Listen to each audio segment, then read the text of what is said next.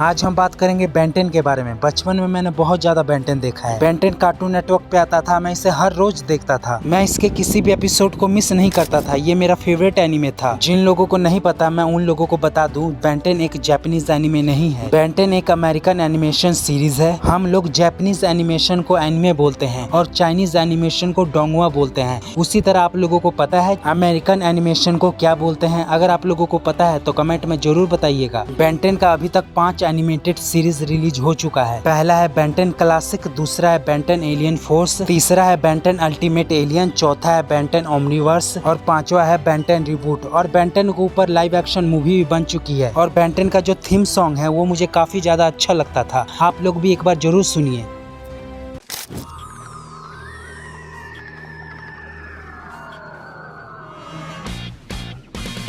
Alien device का असर हो गया, उसे बांधा जो कलाई पे सब हो गया।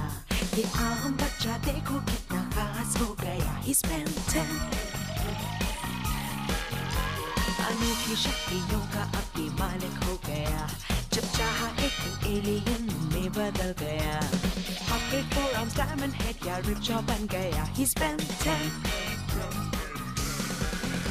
हो कोई कितना भी ताकतवर नहीं है, इसे किसी का भी डर, हर दुश्मन से लड़ता। इस एनिमे का मेन कैरेक्टर है बेन 10 नाम का एक 10 साल का लड़का और इसकी एक कजन भी है जिसका नाम है ग्वेन टेनिसन और बेन 10 के ग्रैंडफादर का नाम है मैक्स टेनिसन। और ये तीनों मिलकर एक साथ अलग अलग एडवेंचर पे जाते हैं, अलग अलग एलियंस से मिलते हैं और दुनिया को बचाने के लिए ये तीनों एलियंस से फाइट भी करते हैं। और बेन 10 एलियन फोर्स और बेन 10 अल्टीमेट एलियन में ग्रैंडपा मैक्स, बेन और ग्वेन के साथ एडवेंचर पर नहीं जाते। इन दोनों के साथ एडवेंचर पर जाता है केविन 11। इस एनिमे में होता कुछ ऐसा है, जो बेन है वो जंगल में घूम रहा होता है तो अचानक उसे दिखाई देता है कि आसमान से कुछ गिर रहा है। जहाँ पर वो गिरता है वहाँ पर एक बहुत बड़ा ब्लास्ट होता है। इस ब्लास्ट को देखकर बेन उसके पास जाता है। फिर बेन को दिखाई देती है घड़ी। उस घड़ी का नाम होता है ओमनीट्रिक्स। इस ओमनीट्रिक्स की वजह से बेन किसी भी एलियन में ट्रांसफॉर्म हो सकता है। इस ओमनीट्रिक्स में टोटल 10,000 एलियंस का डीएनए है, लेकिन इस ओमनीट्रिक्स में 10 ही एलियन का डीएनए अनलॉक है। इसका मतलब बेन 10 ही एलियंस में ट्रांसफॉर्म हो सकता है, बाकियों में नहीं हो सकता। जब बेन को पहली बार ओमनीट्रिक्स दिखाई देता है तो बेन उसे हाथ लगाने की कोशिश करता है। जो ओमनीट्रिक्स है बेन के हाथ लगाने से पहले ही अपने आप ही बेन के हाथ में बंध जाता है। फिर बेन कोशिश करता है उस ओमनीट्रिक्स को अपने हाथ से निकालने की, लेकिन बहुत कोशिश करने के बाद भी वो ओमनीट्रिक्स बेन के हाथ से नहीं निकलता। फिर बेन घड़ी के साथ छेड़छाड़ करने लग जाता है। फिर बेन अचानक ही हीट ब्लास्ट में ट्रांसफॉर्म हो जाता है। फिर बेन का पूरा शरीर जलने लग जाता है। फिर थोड़ी देर बाद में ही बेन को ये रियलाइज होता है कि बेन का पूरा शरीर तो आग से जल रहा है, लेकिन उसे जलन महसूस नहीं हो रहा। फिर बेन को ये समझ आता है कि वो ओमनीट्रिक्स की वजह से किसी दूसरे एलियन में ट्रांसफॉर्म हो चुका है, इसलिए उसको जलन महसूस नहीं हो रहा। हीट ब्लास्ट बनने के बाद वो पूरे जंगल में आग लगा देता है, लेकिन बाद में सब कुछ सही हो जाता है। बेन धीरे धीरे ओमनीट्रिक्स को अच्छे से यूज करना भी सीख जाता है। इसका एनिमेशन बहुत ज्यादा अच्छा है और इसका साउंड क्वालिटी भी बहुत ज्यादा अच्छा है। आप लोग इस एनिमे को हिंदी इंग्लिश दोनों ही लैंग्वेज में देख सकते हैं। बेन की जो कजन है ग्वेन टेनिसन, उसको आगे चल के एक मैजिक बुक मिलती है। उस बुक से ग्वेन बहुत सारे मैजिक सीखती है। फिर ग्वेन इसके बाद अटैक कर सकती है, अपने दोस्तों की मदद कर सकती है। फिर हम ये भी मान सकते हैं ग्वेन के पास भी एक तरह का पावर है और केविन 11 के पास है ऑब्जर्व करने की पावर। केविन 11 किसी भी लोहे, लकड़ी, तांबा, पत्थर की पावर ऑब्जर्व कर सकता है। केविन 11 किसी एलियन की पावर को भी ऑब्जर्व कर सकता है और उस पावर को बड़े आसानी से यूज भी कर सकता है। अगर आप लोगों को वीडियो पसंद आई हो तो वीडियो को लाइक करके चैनल को सब्सक्राइब कर दीजिएगा और कमेंट करके ये जरूर बताइएगा कि आपको वीडियो में क्या सही नहीं लगा।